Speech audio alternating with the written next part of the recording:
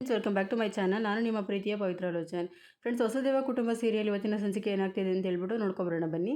ಅದಕ್ಕಿಂತ ಮುಂಚೆ ಯಾರು ನನ್ನ ಚಾನಲ್ನ ಹೊಸದಾಗಿ ನೋಡ್ತಾ ಇದ್ದೀರಾ, ಸಬ್ಸ್ಕ್ರೈಬ್ ಮಾಡದೇ ನೋಡ್ತಾ ಇದ್ದೀರಾ ಅಂದರೆ ದಯವಿಟ್ಟು ಚಾನಲ್ಗೆ ಸಬ್ಸ್ಕ್ರೈಬ್ ಮಾಡ್ಕೊಳ್ಳಿ ಅಂತ ಹೇಳ್ತಾ ಹೊಸದೇವ ಕುಟುಂಬ ಸೀರಿಯಲ್ ಇವತ್ತಿನ ಸಂಚಿಕೆ ಏನಾಗ್ತಿದೆ ಅಂತ ಹೇಳ್ಬಿಟ್ಟು ನೋಡ್ಕೊಬರೋಣ ಬನ್ನಿ.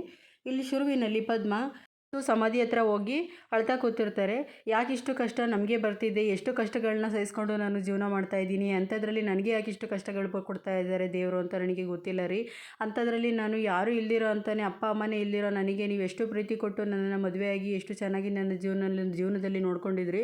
ಅಂಥದ್ರಲ್ಲಿ ನೀವು ಯಾಕೆ ನನ್ನನ್ನು ಒಬ್ಬಂಟಿಯಾಗಿ ಮಾಡಿಬಿಟ್ಟು ಹೋಗ್ಬಿಟ್ರಿ. ನಾನು ಏನು ಮಾಡಿದ್ದೆ ಅಂಥದ್ದನ್ನು ಹೋಗುವಾಗ ನನ್ನ ನೆನಪು ನಿಮ್ಗೆ ಯಾಕೆ ಬರಲಿಲ್ಲ, ಯಾಕೆ ನಮಗೆ ಇಷ್ಟು ಕಷ್ಟಗಳನ್ನ ದೇವ್ರು ಕೊಡ್ತಾ ಇದ್ದಾನೆ ಅಂತ ಹೇಳ್ಬಿಟ್ಟು ವಸುಗೆ ಸಮಾಧಿ ಹತ್ರ ಇಲ್ಲಿ ಪದ್ಮ ಅಳ್ತಾ ಕೂತಿರ್ತಾರೆ. ಇನ್ನೊಂದು ಕಡೆ ಇಲ್ಲಿ ನಾವು ಎಷ್ಟು ಪ್ರೀತಿಯಿಂದ ಸಾಕಿದಂಥ ನಮ್ಮಿಬ್ಬರು ಮುದ್ದಿನ ಮಗಳು ಸ್ವಾತಿ ಇಲ್ಲಿ ನೋಡಿ ನಮಗೆ ಹೇಳ್ದಲೇ ನನಗೆ ಹೋಗಿ ಮದುವೆ ಆಗಿಬಿಟ್ಲು. ಅದನ್ನು ನಾನು ಕ್ಷಮಿಸ್ಬಿಟ್ಟೆ, ಅದನ್ನು ಕೂಡ ನನ್ನ ಮಗಳಲ್ವಾ ಅಂತ ಕ್ಷಮಿಸಿದೆ.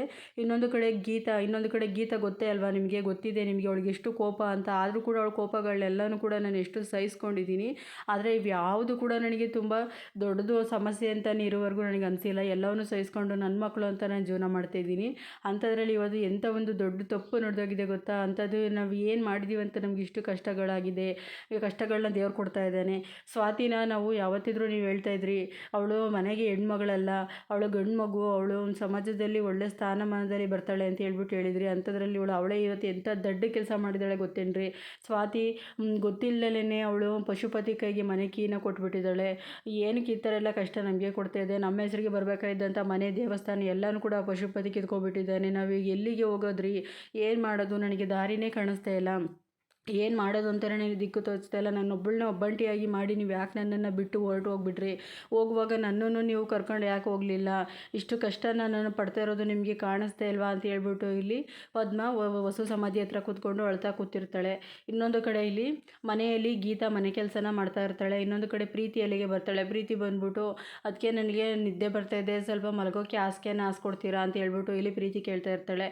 ಅವಾಗ ಗೀತಾ ಹೇಳ್ತಾಳೆ, ಸ್ವಲ್ಪ ಕೆಲಸ ಇದೆ ನನಗೆ, ಕೆಲಸ ಮಾಡ್ಕೋತಾ ಇದ್ದೀನಿ, ನೀನು ಸ್ವಲ್ಪ ಹಾಸ್ಕೋತೀಯಾ, ಇಲ್ಲ ಅಂದರೆ ಅತ್ತೆನ ಕೇಳ್ಬಿಟ್ಟು ನೀನು ಸ್ವಲ್ಪ ಹಾಸ್ಕೋತೀಯಾ, ಬೇಜಾರು ಮಾಡ್ಕೋಬೇಡ ಅಂತ ಹೇಳ್ಬಿಟ್ಟು ಇಲ್ಲಿ ಗೀತಾ ಹೇಳ್ತಾಳೆ. ಆವಾಗ ಇಲ್ಲಿ ಪ್ರೀತಿ, ಇಲ್ಲ ಅತ್ತೆ, ನಾನು ಆಗಿಂದ ಅಮ್ಮನ್ನೇ ನೋಡ್ತಾ ಇದ್ದೀನಿ, ಅಮ್ಮ ಕಾಣಿಸ್ತಾ ಇಲ್ಲ, ನಾನೇನೋ ಇಲ್ಲಿದ್ದಾರೆ ಅಂತ ಬಂದೆ ಅಂತ ಅಂದಾಗ, ಇಲ್ಲ ಆಗಿಂದ ನಾನು ಒಬ್ಬಳೇ ಇಲ್ಲಿ ಕೆಲಸ ಮಾಡ್ಕೋತಾ ಇದ್ದೀನಿ, ಇಲ್ಲಿ ಅತ್ತೆ ಇಲ್ಲ ನೋಡು, ಎಲ್ಲರೂ ಹೊರಗಡೆ ಇರ್ತಾರೆ ಅಂತ ಹೇಳ್ಬಿಟ್ಟು ಇಲ್ಲಿ ಗೀತಾ ಹೇಳ್ತಾರೆ. ಆವಾಗ ಇನ್ನೊಂದು ಕಡೆ ಇಲ್ಲಿ ಪ್ರೀತಿ, ಇಲ್ಲ ಅತ್ತೆ ನನಗೆ ಇಲ್ಲಿ ಹೊರಗಡೆ ಹೋಗೋಕ್ಕೆ ತುಂಬ ಕತ್ಲೆ ಆಗಿದೆ, ಭಯ ಆಗ್ತಿದೆ, ದಯವಿಟ್ಟು ನೀವೇ ಒಂದು ಸ್ವಲ್ಪ ಹೊರಗಡೆ ಹೋಗಿ ನೋಡ್ತೀರಾ ಅಂದಾಗ, ಸರಿ ಆಯಿತು ಪುಟ್ಟ, ನಾನೇ ನೋಡ್ತೀನಿ, ನೀನೇನು ಗಾಬರಿ ಆಗಬೇಡ ಅಂತ ಹೇಳ್ಬಿಟ್ಟು ಇಲ್ಲಿ ಗೀತಾ ಅತ್ತೆನ ಹುಡ್ಕೊಂಡು ಹೊರಗಡೆ ಬರ್ತಾರೆ. ಇನ್ನೊಂದು ಕಡೆ ಇಲ್ಲಿ ಅತ್ತೆನ ಹುಡ್ಕೊಂಡು ಅತ್ತೆ ಅಂತ ಹೇಳ್ಬಿಟ್ಟು ಇಲ್ಲಿ ಹೊರಗಡೆ ಹುಡುಕ್ತಾ ಬರ್ತಾರೆ.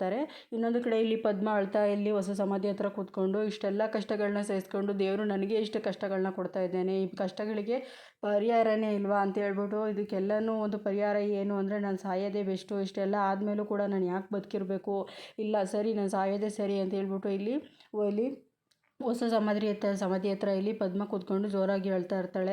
ಇನ್ನೊಂದು ಕಡೆ ಇಲ್ಲಿ ಗೀತಾ ಹೊರಗಡೆ ಹುಡ್ಕೊಂಡು ಬರ್ತಾ ಇರ್ತಾಳೆ. ಅತ್ತೆ ಅಂತ ಹೊರಗಡೆ ಎಲ್ಲ ನೋಡಿ ಎಲ್ಲೂ ಕಾಣಿಸೋದಿಲ್ಲ. ಎಲ್ಲೋದ್ರು ಅತ್ತೆ ಅಂತ ಹೇಳ್ಬಿಟ್ಟು ಮತ್ತೆ ಮನೆಯೊಳಗೆ ಬರ್ತಾಳೆ. ಮತ್ತೆ ಇಲ್ಲಿ ಅವ್ರ ಗಂಡನ ಕರೀತಾರೆ, ಮಾವ ಅಂತ ಹೇಳ್ಬಿಟ್ಟು ಕರೀತಾರೆ. ಅವಾಗ ಏನಾಯಿತು ಗೀತಾ, ಯಾಕೆ ಹಿಂಗೆ ಕೂಗ್ತಾ ಇದೆಯಾ ಅಂತ ಅಂದಾಗ, ಇಲ್ಲಿ ಅತ್ತೆ ಕಾಣಿಸ್ತಾನೆ ಇಲ್ಲ, ಎಲ್ಲಿ ಹೋಗಿದ್ದಾರೆ ಅಂತ ಗೊತ್ತಿಲ್ಲ ಅಂದಾಗ, ಇಷ್ಟೊತ್ತಿನಲ್ಲಿ ಎಲ್ಲಿ ಹೋಗ್ತಾರೆ ಅತ್ತೆ ಅಂತ ಹೇಳ್ಬಿಟ್ಟು ಇಲ್ಲಿ ಕುಮಾರ ಹೇಳ್ತಾರೆ.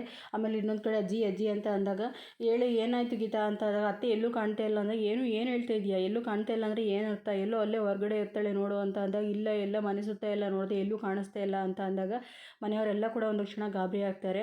ಆಮೇಲೆ ಅಜ್ಜಿ ಕೂಡ ಹೇಳ್ತಾರೆ, ಇಲ್ಲಿ ಕುಮಾರ ಒಂದು ಫೋನ್ ಮಾಡೋ ಅಂತ ಹೇಳ್ತಾರೆ. ಅವಾಗ ಒಂದು ಫೋನ್ ಮಾಡ್ತಾನೆ ಕುಮಾರ ಕೂಡ. ರತ್ತೆ ಮೊಬೈಲ್ಗೆ ಫೋನ್ ಮಾಡಿದಾಗ ಫೋನು ಕೂಡ ಮನೆಯಲ್ಲೇ ರಿಂಗ್ ಆಗುತ್ತೆ. ರಿಂಗ್ ಆದ ಫೋನ್ನ ಇಲ್ಲೇ ಇದೆಯಲ್ಲ ಫೋನು ಅಂತ ಹೇಳ್ಬಿಟ್ಟು ಎಲ್ಲರೂ ಕೂಡ ತುಂಬ ಗಾಬರಿ ಆಗ್ತಾರೆ.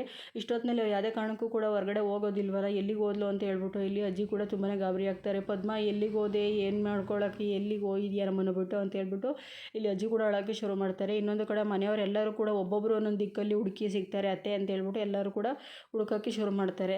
ಇನ್ನೊಂದು ಕಡೆ ಪದ್ಮ, ಹೌದು ಸರಿ, ನಾನು ಸಾಯೋದನ್ನೇ ಸರಿಯಾದ ದಾರಿ, ಇದಕ್ಕೆಲ್ಲಕ್ಕೂ ಕೂಡ ಒಂದೇ ಉತ್ತರ ಅಂದರೆ ನಾನು ಸಾಯೋದೇ ಒಂದು ಪರಿಹಾರ, ಇದಕ್ಕೆ ಒಳ್ಳೆಯದು ಅಂತ ಹೇಳ್ಬಿಟ್ಟು ಇಲ್ಲಿ ಪದ್ಮ ಕೂಡ ಸಾಯೋಕ್ಕೆ ಅಂತ ಹೇಳ್ಬಿಟ್ಟು ಗಟ್ಟಿ ಮನಸ್ಸು ಮಾಡಿಕೊಂಡು ಒಂದು ನದಿ ಹತ್ರ ನಡ್ಕೊಂಡು ಬರ್ತಾಳೆ. ಆಗಿದ್ದಂಥ ಘಟನೆಗಳೆಲ್ಲವನ್ನೂ ಕೂಡ ನೆನೆಸ್ಕೊಂಡು ಅಳ್ಕೊಂಡು ಇಲ್ಲಿ ಪದ್ಮ ಕೂಡ ಇಲ್ಲಿ ಸಾಯೋಕ್ಕೆ ಅಂತ ಹೇಳ್ಬಿಟ್ಟು ಕಣ್ಣನ್ನ ಮುಚ್ಕೊಂಡು ಹಿಂಗೆ ನೆಗೆಯೋಕ್ಕೆ ಅಂತ ಹೇಳ್ಬಿಟ್ಟು ಇಲ್ಲಿ ಸಜ್ಜಾಗ್ತಿರ್ತಾಳೆ. ಅಷ್ಟರೊಳಗಡೆ ಅದೇ ಟೈಮಿಗೆ ಅಲ್ಲಿಗೆ ವಂಶಿನೂ ಕೂಡ ಬರ್ತಾರೆ. ವಂಶಿ ಸಡನ್ನಾಗಿ ಬಂದು ಬೀಳಕ್ಕೆ ಅಂತ ಹೊರಟಿದ್ದ ಪದ್ಮನ ಕೈನ ಹಿಡ್ಕೊಬಿಡ್ತಾನೆ. ಏನು ಮಾಡೋಕ್ಕೆ ಅಂತ ಹೊರಟಿದ್ದೀರಾ, ನೀವು ಈ ಥರ ಮಾಡ್ಕೊಳ್ಳೋದ್ರಿಂದ ಏನಾದ್ರು ಸಮಸ್ಯೆ ಬಗೆಹರಿಯುತ್ತಾ ಅಂದಾಗ ದಯವಿಟ್ಟು ನನ್ನನ್ನು ಕ್ಷಮಿಸ್ಬಿಡಿ, ನನ್ನ ಕೈ ಬಿಟ್ಬಿಡಿ, ನನ್ನ ಪಾಡಿಗೆ ನನ್ನ ಬಿಟ್ಬಿಡಿ. ಜೀವನದಲ್ಲಿ ಕಷ್ಟಗಳು ಎಲ್ಲವೂ ನಮಗೇ ಬರ್ತಾ ಇದೆ, ಯಾಕೆ ಇಷ್ಟು ಕಷ್ಟಗಳು ಬರ್ತಾ ಇದೆ, ಇಷ್ಟೆಲ್ಲ ಆದರೂ ಕೂಡ ನಾವು ಯಾಕೆ ಬದುಕಿರಬೇಕು ಅಂತ ಅಂದಾಗ, ಯಾಕೆ ಬದುಕಿರ್ಬೇಕಂದ್ರೆ ನಿಮ್ಮ ಮಕ್ಕಳಿಗೋಸ್ಕರ ಬದುಕಿರಬೇಕು. ಪದೇ ಪದೇ ಯಾವಾಗಲೂ ಕೂಡ ನಿಮ್ಮನ್ನು ಹೆಸರು ಹೇಳ್ತಲೇ ಸ್ವಾತಿಯಲ್ಲಿ ಮನೆಯಲ್ಲಿ ನಿಮ್ಮನ್ನು ಅಮ್ಮ ಅಮ್ಮ ಅಂತ ಇರ್ತಾಳೆ, ಅವಳಿಗೋಸ್ಕರ ಬದುಕಬೇಕು.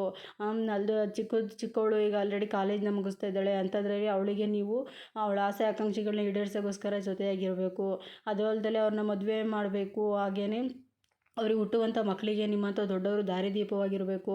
ಅದು ಅಲ್ಲದೆ ಇನ್ನು ಪ್ರೀತಿ ಅವಳಿಗೆ ಏನು ಪ್ರಪಂಚ ಜ್ಞಾನನೇ ಗೊತ್ತಿಲ್ಲ, ಅಂಥದ್ರಲ್ಲಿ ಅವಳನ್ನು ಬಿಟ್ಟು ನೀವು ಹೆಂಗೆ ಹೋಗ್ತೀರಾ ಅಂತ ಹೇಳ್ಬಿಟ್ಟು ಇಲ್ಲಿ ವಂಶಿ ತುಂಬಾ ಸಮಾಧಾನ ಮಾಡ್ತಾ ಇರ್ತಾರೆ. ಆದರೂ ಕೂಡ ಯಾಕೆ ಬದುಕಿರಬೇಕು, ನನ್ನ ಗಂಡ ಇದ್ದಿದ್ರೆ ನಾನು ಇಷ್ಟು ಕಷ್ಟಪಡ್ತಾ ಇರಲಿಲ್ಲ, ಅವ್ರಿಲ್ದಲೇ ನನಗೆ ಜೀವನನೇ ಸಾಕಾಗಿದೆ, ಇಷ್ಟು ಕಷ್ಟಗಳು ನಮ್ಮನ್ನೇ ಹುಡುಕಿ ಬರ್ತಾ ಇದ್ದಾವೆ ಅಂತ ಹೇಳ್ಬಿಟ್ಟು ಇಲ್ಲಿ ಪದ್ಮ ಅಳೋಕ್ಕೆ ಶುರು ಮಾಡ್ತಾಳೆ. ಆಗ ಅಪ್ಪ ಅಮ್ಮ ಇಲ್ದಿರೋ ಕಷ್ಟ ಅವರು ಅನುಭವಿಸ್ಬೇಕಾ ಅಂತ ಹೇಳ್ಬಿಟ್ಟು ಇಲ್ಲಿ ವಂಶಿ ಸಮಾಧಾನ ಮಾಡ್ತಾ ಇರ್ತಾರೆ. ಆವಾಗ ಪದ್ಮ ಒಂದು ಕ್ಷಣ ತುಂಬಾ ಸಮಾಧಾನವಾಗಿ ಅಳೋಕ್ಕೆ ಶುರು ಮಾಡ್ತಾಳೆ. ಅಪ್ಪ ಅಮ್ಮ ಇಲ್ದಿರೋ ಕಷ್ಟ ಏನು ಅಂತ ನನಗೆ ಗೊತ್ತಿದೆ, ಆ ಕಷ್ಟ ನಾನು ಅನುಭವಿಸಿದ್ದೀನಿ. ಎಷ್ಟೇ ದುಡ್ಡಿರ್ಬೋದು, ಆಸ್ತಿಗಳಿರ್ಬೋದು, ಆದರೆ ಆ ಖುಷಿ ಇಲ್ದಲೇ ನಾನು ಈಗ ಎಷ್ಟು ಸಫರ್ ಪಡ್ತಾಯಿದ್ದೀನಿ, ಎಷ್ಟು ದಿವಸ ನಾನು ನಿದ್ದೆಗೆಟ್ಟಿದ್ದೀನಿ, ಊಟ ಇಲ್ದಿರ ನೈಟ್ ಮಲಗಿದ್ದೀನಿ ಅಂತ ನನಗೆ ಮಾತ್ರ ಗೊತ್ತು. ಆ ಕಷ್ಟ ನಿಮ್ಮ ಮಕ್ಕಳು ಅನುಭವಿಸ್ಬೇಕಾ, ಈಗ ಆಲ್ರೆಡಿ ತಂದೆ ಇಲ್ದಲೇ ಅವ್ರು ನೋವು ಅನುಭವಿಸ್ತಾ ಇದ್ದಾರೆ, ಈಗ ನೀವು ಇಲ್ದಲೇ ತಬ್ಲಿ ಆಗಬೇಕಾ ಅಂತ ಹೇಳ್ಬಿಟ್ಟು ಇಲ್ಲಿ ವಂಶಿ ಸಮಾಧಾನ ಮಾಡ್ತಾ ಇರ್ತಾರೆ. ನೋವು ಏನು ಅಂತ ನಾನು ಅನುಭವಿಸಿದ್ದೀನಿ, ಅದನ್ನು ಅವ್ರು ಅನುಭವಿಸಬಾರ್ದು ಅಂತ ನಾನು ಹೇಳ್ತಾ ಇದ್ದೀನಿ. ನಿಮ್ಮ ಮಕ್ಕಳಿಗೆ ನೀವು ಯಾವತ್ತೂ ದೀಪವಾಗಿರಬೇಕು, ನಿಮ್ಮಂಥ ದೊಡ್ಡವರೇ ಇಂಥ ನಿರ್ಧಾರ ತಗೊಂಡ್ರೆ ಅಂತ ಹೇಳ್ಬಿಟ್ಟು ಇಲ್ಲಿ ವಂಶಿ ಸಮಾಧಾನ ಮಾಡ್ತಾ ಇರ್ತಾರೆ. ಇನ್ನೊಂದು ಕಡೆಯಲ್ಲಿ ಗೀತಾಗೆ ಕುಮಾರ ಹುಡ್ಕೊಂಡು ಬರ್ತಾ ಇರ್ತಾರೆ, ಎಲ್ಲೂ ಕೂಡ ಸಿಗ್ತಾ ಇರಲ್ಲ.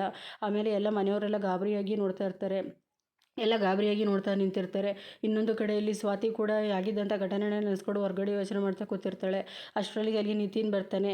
ಅವಾಗ ಇಲ್ಲಿ ಸ್ವಾತಿ ಅಂತ ಕರೀತಾರೆ, ಪ್ಲೀಸ್ ನನಗೆ ದಯವಿಟ್ಟು ಸಮಾಧಾನ ಮಾಡೋಕ್ಕೆ ಬರಬೇಡಿ ಅಂತ ಅಂದಾಗ, ನಾನು ಸಮಾಧಾನ ಮಾಡ್ತಾ ಇಲ್ಲ, ಆದರೆ ನನಗೊಂದು ಇರುವಂತಹ ಒಂದು ಪ್ರಶ್ನೆಗೆ ಒಂದು ಮನಸ್ಸಲ್ಲಿ ಉತ್ತರ ಓಡ್ತಾ ಇದೆ, ಅದನ್ನು ಹೇಳಬೇಕು ಅನ್ನಿಸ್ತಿದೆ ಅಂದಾಗ, ಏನು ಹೇಳಿ ಅಂದಾಗ, ಪಶುಪತಿದೊಂದು ಬ್ಯಾಂಕ್ ಸ್ಟೇಟ್ಮೆಂಟ್ ತೆಗ್ಸೋಣ ಅಂತ ಹೇಳಿದಾಗ, ಸ್ಟೇಟ್ಮೆಂಟಿಂದ ಏನಾಗುತ್ತೆ ಅಂತ ಹೇಳಿದಾಗ, ಹೌದು ಈ ರೀತಿ ತೆಗ್ಸೋದ್ರಿಂದ ನಮಗೆ ಅದರಿಂದ ಹೆಲ್ಪ್ ಆಗುತ್ತೆ, ಅದರಲ್ಲಿ ನಿಮ್ಮ ಅಪ್ಪ ಅವ್ರಿಗೆ ಎಷ್ಟು ದುಡ್ಡು ಕೊಟ್ಟಿದ್ರು, ಅವ್ರು ನಿಮ್ಗೆ ಎಷ್ಟು ಕೊಡಬೇಕಾಗಿತ್ತು ಎಲ್ಲವೂ ಕೂಡ ಅದರಲ್ಲಿ ಗೊತ್ತಾಗುತ್ತೆ ಅಂದಾಗ, ಆದರೆ ಇದು ಸಾಧ್ಯನಾ ಅಂತ ಇಲ್ಲಿ ಸ್ವಾತಿ ಕೇಳ್ತಾರೆ. ಪ್ರಯತ್ನ ಪಡೋಣ ಅಂತ ಹೇಳ್ಬಿಟ್ಟು ಇಲ್ಲಿ ನಿತಿನ್ ಸ್ವಾತಿಗೆ ಸಮಾಧಾನ ಮಾಡ್ತಾ ಇರ್ತಾಳೆ.